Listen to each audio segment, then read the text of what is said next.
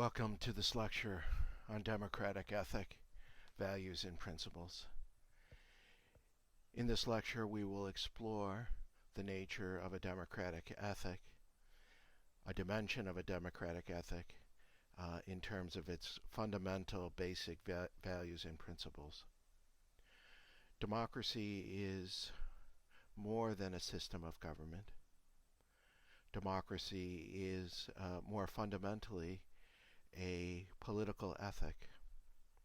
In fact, a democratic system of government is based in and founded upon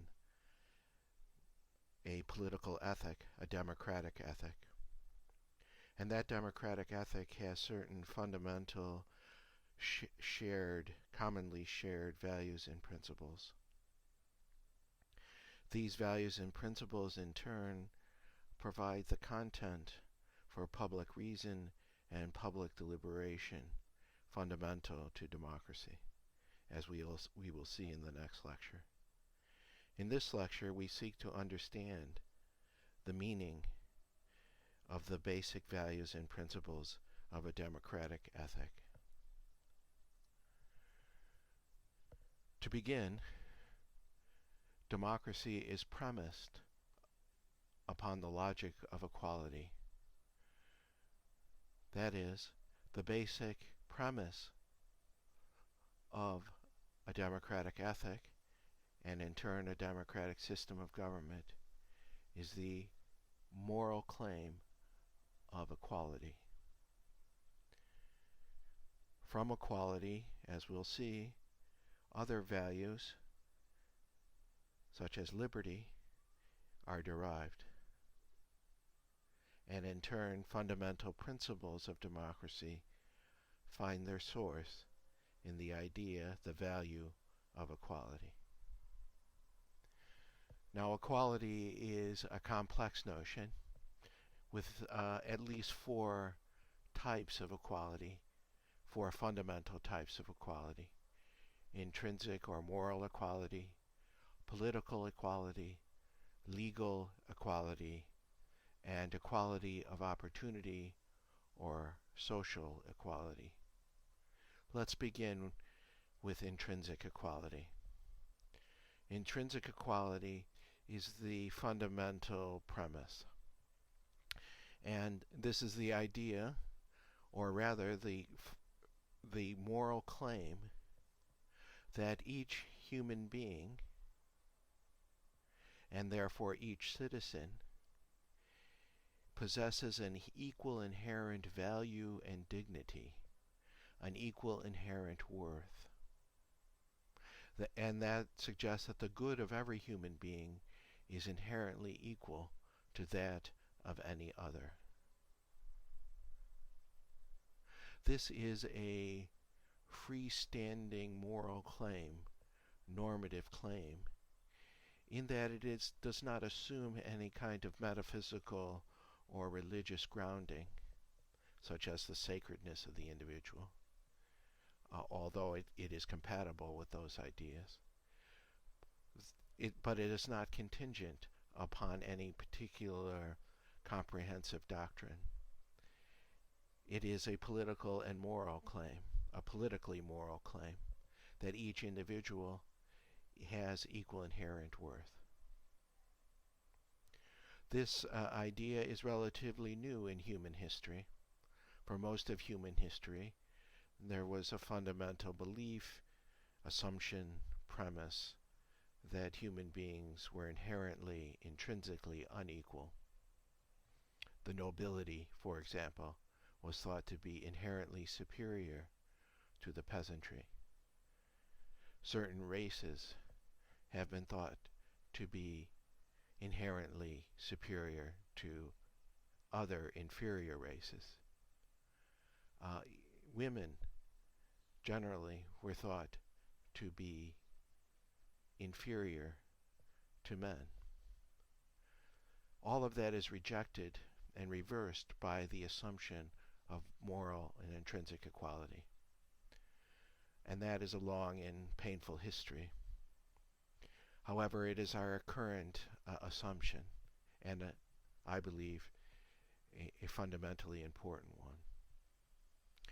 Each individual should be considered and treated as possessing an equal inherent worth.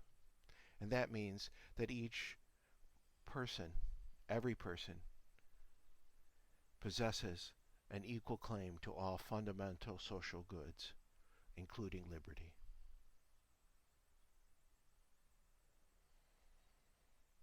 This guarantees, or should guarantee, the right to equal participation in the society. And that leads us to the second kind of equality, which is political equality. Political equality is the principle of equal consideration of goods and interests of every person who is deemed equal, that means every person, in the process of decision making, and the consideration of all adult members as equally qualified to participate in the decision-making process. So political equality is the claim that based upon intrinsic equality, each person has a fundamental right to have their interests taken into consideration in the political process and to equally participate in that process. And this is the bedrock principle of a democratic system of government. It leads to deliberative democracy and a representative democracy. Now, political equality doesn't mean that each person's interests be directly considered, or that each person directly participates in the political process. Representation is a legitimate vehicle or means for equal consideration and equal participation. So what follows from a political equality are two fundamental principles. Principles of equal consideration, the principle of equal consideration and the principle of equal participation. The third kind of equality is legal equality, which is embodied in our Constitution by the 14th Amendment, the Equal Protection Clause of the 14th Amendment, which guarantees equal protection under the law. No state shall deny to a person within its jurisdiction the equal protection of the laws. Legal equality guarantees that the legal system, the legal process, be equal, that it treat each citizen as an equal, not giving any privilege or special interest to any individual. It also suggests that no individual is above the law, that every person is subject to the law, including the highest political officers. Legal equality under equal protection also guarantees a right to due process.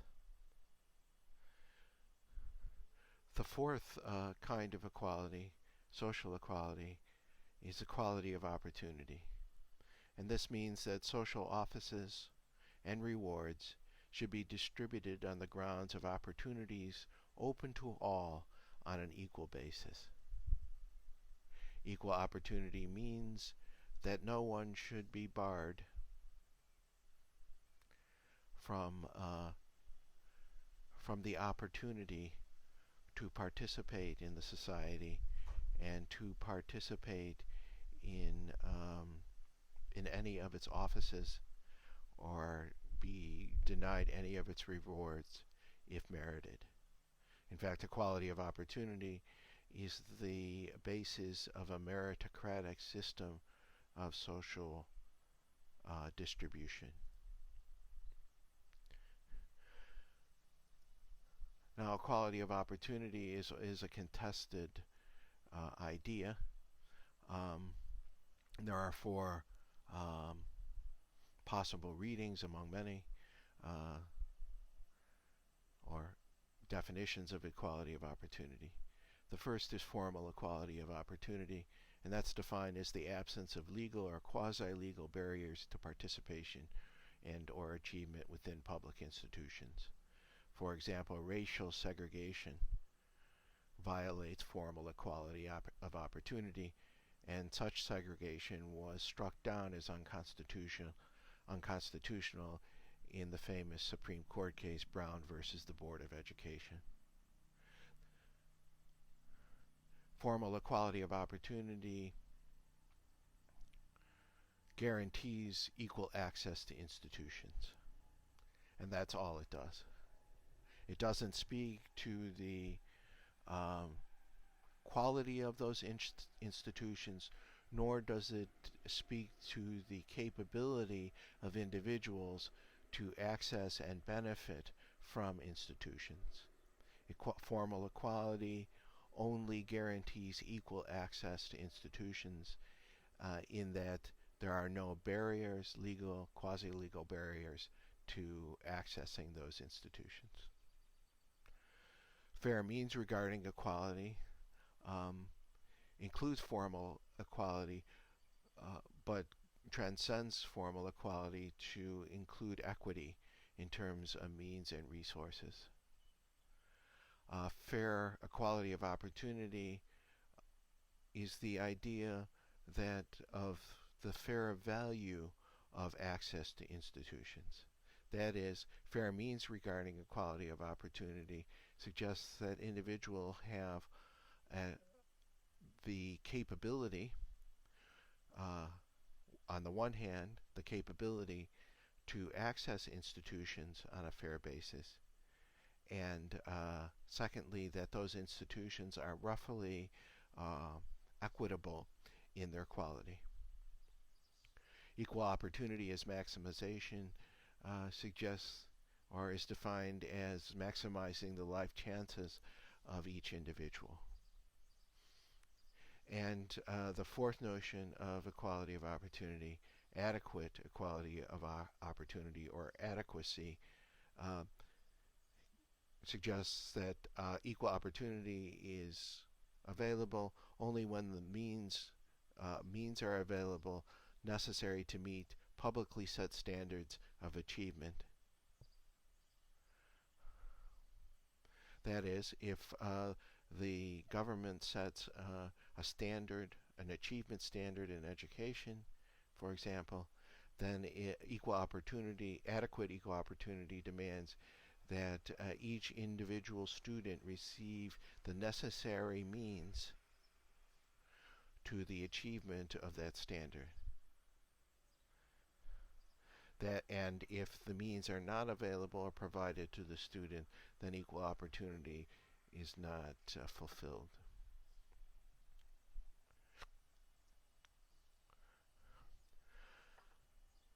So we have a complex notion of equality. It involves intrinsic equality, political equality, legal equality, and social equality. And there are very good reasons for adopting the principle of intrinsic equality and what follows from it, political, legal, and social equality. The alternative to intrinsic equality, of course, is the adoption of intrinsic superiority and inferiority. This would lead to a principle of unequal consideration. It would lead to a principle, the Platonic ideal of unequal qualifications to participate. That is, only the best and the brightest would be able to vote or participate in the political process. We would reject it on the grounds of prudence. This would intrinsic inequality is not appealing because it it results in a elite group controlling the society and the vast majority being an underprivileged group, at least in terms of politics and political participation.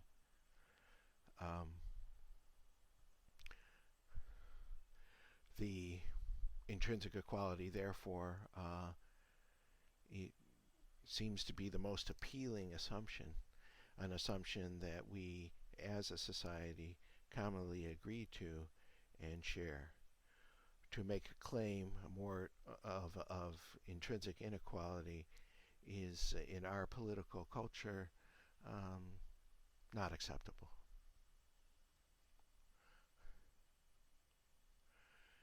What follows are necessary criteria for political equality to be actualized. For political equality to be real, there has to be effective participation. There have to be equal and effective opportunities for articulating one's opinions and interests. There has to be equal voting, one person, one vote. There has to be enlightened understanding among the citizenry, and we'll talk more about this as we proceed. There have to be equal and effective opportunities for learning about the political system and policy alternatives. That is, citizens must have the knowledge and skill to participate in the political process. They must have enlightened understanding.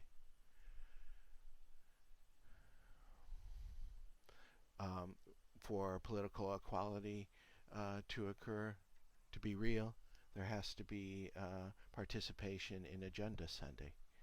There have to be opportunities to decide how and what is placed on the political agenda. There has to be inclusion. All adults, based upon equality, have standing in the moral and political community. That is, all adult citizens are legitimate participants in the political process and in the life of the society. Standing is a legal notion. One who has standing is in a position to make valid claims before a court. Only those who have standing are entitled to make claims in a court. The same idea here is that only citizens have standing in a political community and can participate in that community. Thereby, equal citizens, free and equal citizens, have standing. These criteria serve as standards for deciding and evaluating democratic institutions, including educational institutions. Do our institutions provide these opportunities? Do they fulfill these criteria of political equality? We now turn to liberty, which is the second fundamental value of a democratic ethic. Liberty follows from equality. If we're morally equal, if we're politically equal, etc., then there is no higher authority above us. There is no superior above us that would decide our life plan, decide our interests, decide our good, decide our life plan. Only there are, of course, authorities in a democracy, and as we'll discuss later, that authority is only legitimate if it's based upon consent of the governed. This suggests a fundamental value of liberty follows from equality. What is liberty? Liberty has to do, first of all, with choice. The freedom to choose is a basic requirement of intrinsic equality. We as human beings have the capacity, based in our practical reason, to choose, to formulate life plans, to formulate and decide upon our interests and what is good for us as individuals. We have the capacity also to conceive of the means to the fulfillment of our interests. the fulfillment of our ends. So liberty is the freedom to choose. As an individual, we could call this personal liberty, to choose to define and pursue one's own conception of the good. This idea of personal choice as freedom is connected to what political philosophers call negative liberty. And negative liberty is defined as the freedom from coercive interference, creating a zone of individual privacy and personal freedom. Negative liberty guarantees the freedom to define and pursue one's own conception of the good life consistent with the freedom of others. That is, negative liberty tells us that we are free to pursue our own choices of the good life, our own personal choices about how to live, what we value, etc., free from the interference of the government, free from the interference of other citizens.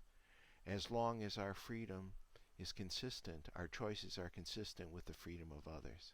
That is, negative liberty does not suggest we're free to do anything.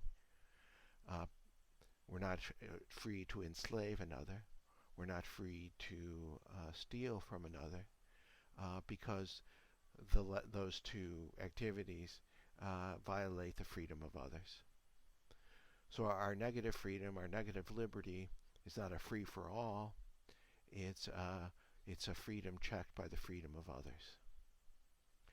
But it does guarantee a very important zone of individual privacy and personal freedom.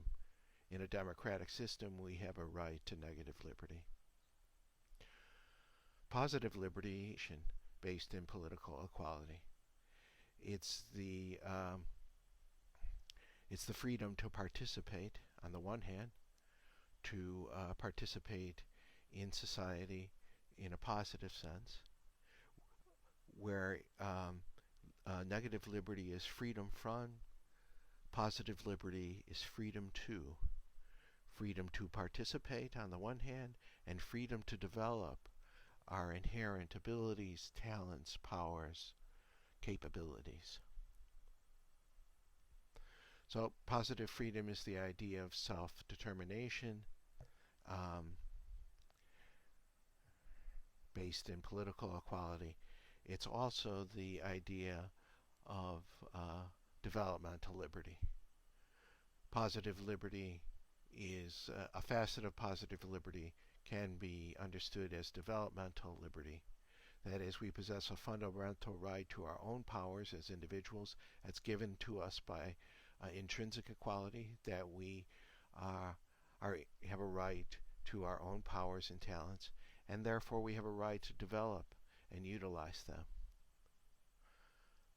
This leads to also the idea of counter-extractive liberty, that individuals are justified in demanding protection from the exploitive extraction of their powers, and the state has a duty to protect them from exploitation, the exploitive extraction of their powers. So liberty includes the freedom to develop and to exercise our talents, and to be free from the exploitive extraction of our powers of others.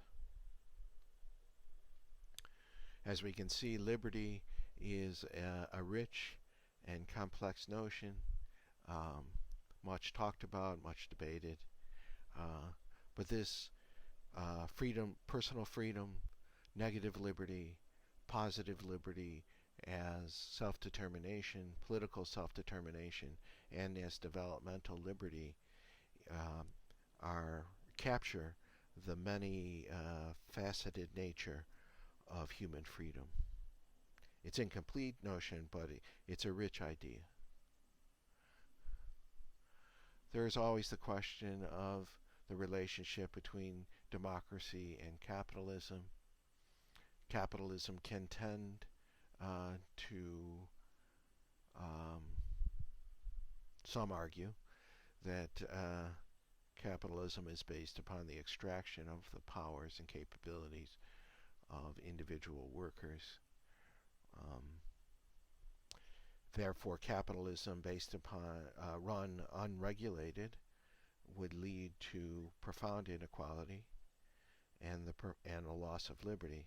On the other hand, capitalism fairly regulated uh, is, as his history bears out, is compatible with democracy.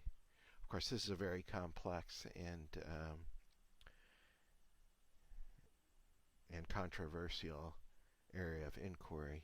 Um, it suggests, bringing it up here suggests that democracy, um, perhaps a democratic ethic can perhaps be in tension with certain other institutions in our society that may operate in an undemocratic way.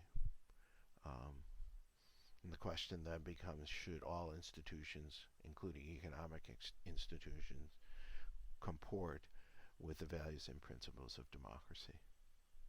We will bring this up again when we discuss the prominent philosophy of education, human capital theory, which is a theory of education firmly grounded in the imperatives of capitalism, and we'll have to ask whether human capital theory is consistent with the values and principles of a democracy. We now turn to the fundamental principles of a democratic ethic, and these principles follow from the basic values of a democracy: equality and liberty. Democracy can be conceived, perhaps should be conceived, as a system of rights. And principles, rights pertain to principles. Rights can be defined as as a legitimate claim, a valid legitimate claim to the actual enjoyment of particular social goods guaranteed by the society. So rights are claims. Rights are also fundamental protections. That is, to have a right is to be protected against exploitation, oppression, coercion, etc.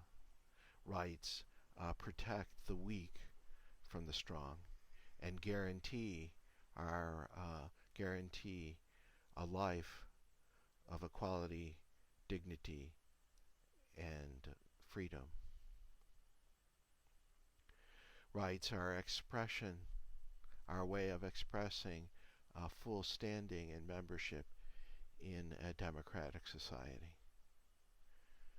So, what follows from equality, the value of equality, and the value of liberty are certain basic rights which guarantee the enjoyment of equality and the enjoyment of liberty in all of its dimensions. Rights entail duties, correlative duties. That is, rights and duties are inseparable. If one has a right, one also has a duty. They are flip sides of the same coin. And correlative duties refer to duties to aid, to protect, and to avoid depriving the people of their rights. So their duties are positive and negative. They involved aiding, positive action to aid, positive action to protect, also negative restraint to avoid depriving citizens of their rights. These duties, obligations to protect, aid, and avoid are fundamental to rights of liberty, to the actual enjoyment of liberty. And they are founded upon two fundamental principles: non-repression. Principles of non-repression and non-discrimination limit democratic authority. That is, they're the outer limit of protection of democratic majorities. That is, whatever the majority decides, even if a majority decides in its policies to exploit or deny the rights of a minority through repression and discrimination, then those policies and laws can be struck down as illegitimate and invalid. And those limits center around the ideas of non-repression and non-discrimination. They are intrinsic to a democracy, necessary for rational deliberation. They're necessary for the protection of basic rights. They're necessary for the protection of equality, in particular political equality, equal consideration, and participation. This is the case because repressing ideas, beliefs, values, etc., stifles rational, critical deliberation in the society. As we'll see, deliberation in a democratic society must be free, must be open and free, and repression stifles that freedom. Censorship, banning of ideas is a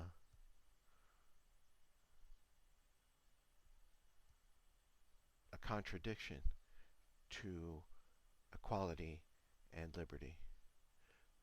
Therefore, non-repression is fundamental to a democratic society, a basic principle. Policies must comport with the parameters of non-repression. That includes freedom of speech, academic freedom, freedom of religion, freedom of the press, etc. A lack of those freedoms stifles participation and deliberation. Secondly, discrimination, unfair discrimination excludes individuals from full and equal participation, thereby repressing the capacity and desire to participate in the society. Discrimination also denies equal opportunity to individuals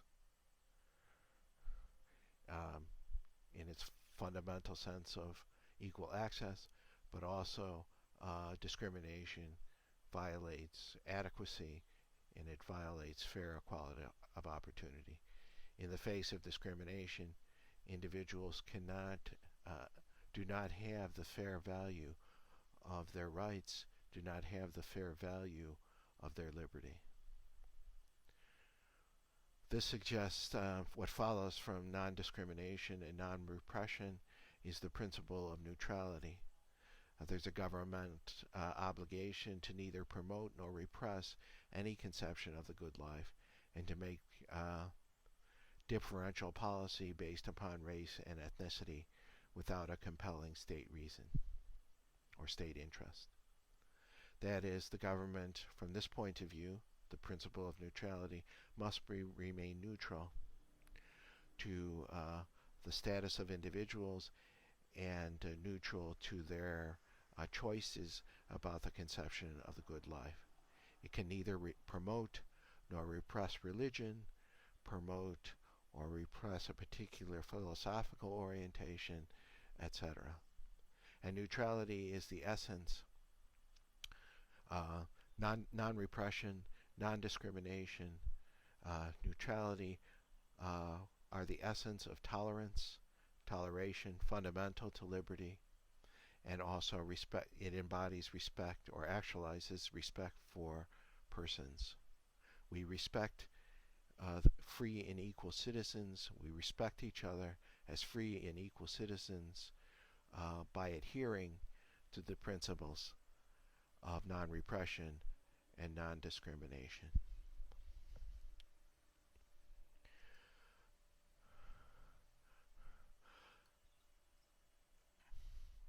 The Brown, as already noted, the Brown decision found that exclusionary racial classifications violated the Equal Protection Clause of the 14th Amendment and therefore was unconstitutional. That is, legal racial segregation, de jure racial segregation, violated citizens' moral, political, social, and legal equality, thereby constituting an injustice. Another way to put this is that racial segregation, as an example, violated the principle of non-discrimination. It violated the principle of neutrality.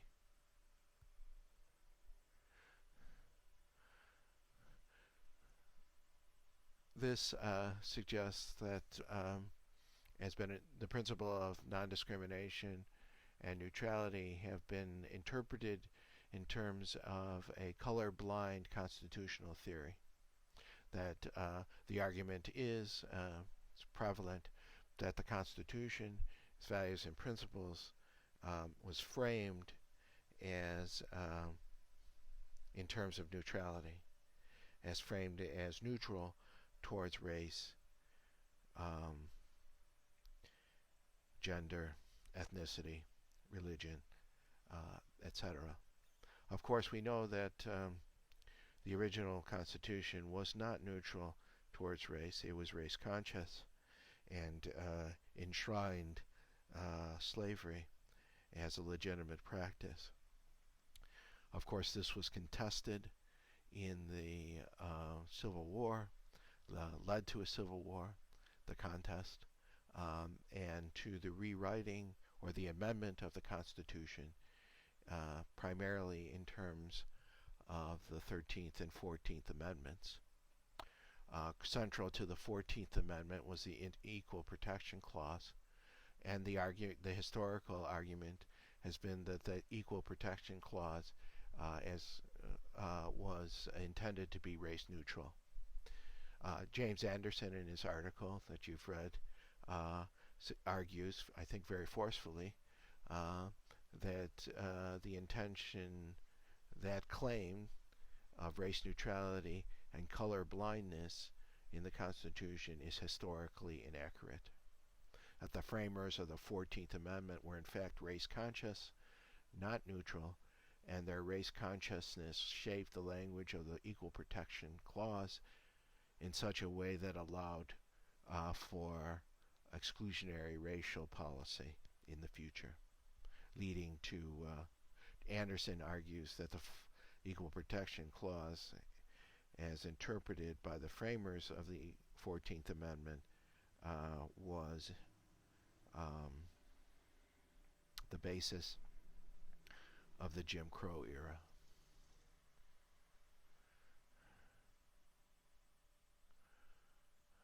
In three fundamental legislative actions, the Naturalization Act of 1870, the Civil Rights Act of 75, and the 14th Amendment, the Reconstruction Congress applied a race-conscious theory of constitutionalism. Their intent was to utilize race classifications to both exclude and include certain racial groups from citizenship.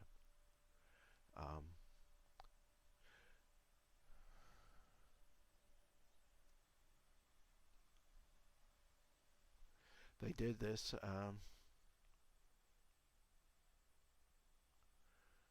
by rejecting the idea put forth by liberal Republicans in the Congress at the time that one of the first formulations of the 14th Amendment included no distinctions of race and color, that specific language, and that would have embodied the principle of neutrality in the 14th Amendment. That language of neutrality was in fact rejected by a moderate conservative Republican majority, which inserted an equal protection language. The use of equal protection instead of no distinctions of race and color avoided any principle that would forbid racial discrimination and gave the states freedom to impose exclusionary and hence malignant racial classifications.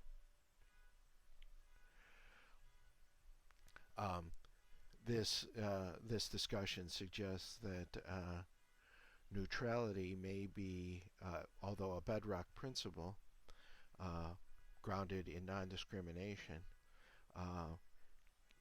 is not so strict as to disallow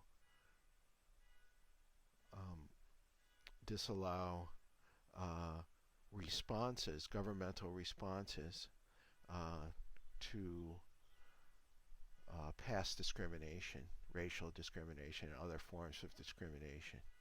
That remedies to the violation of non-discrimination can involve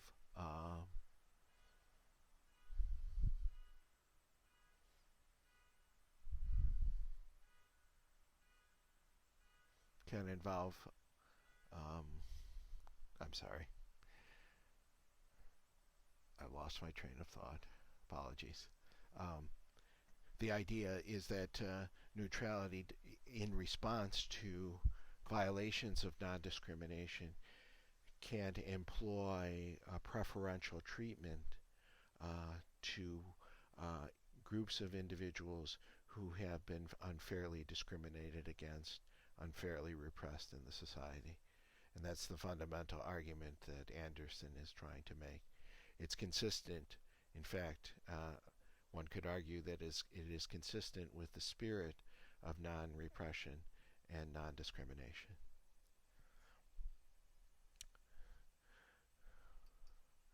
In summary, we have explored two fundamental values of the democratic ethic: equality and liberty, and also have explored some basic principles of a democratic ethic consistent with the values of equality and liberty.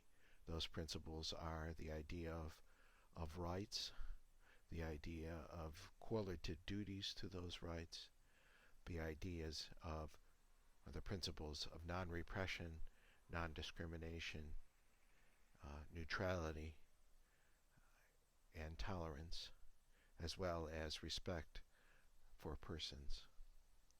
These values and principles are, in their broad outline, I believe, are commonly shared in our political culture, and therefore, as we'll see in the next lecture, may provide a powerful set of reasons for publicly justifying our policies, educational policies including, and as we will develop in the course, powerful reasons for the adoption of a particular philosophy of education. We, in the next lecture, turn to the idea of public reason and public deliberation based upon these values and principles.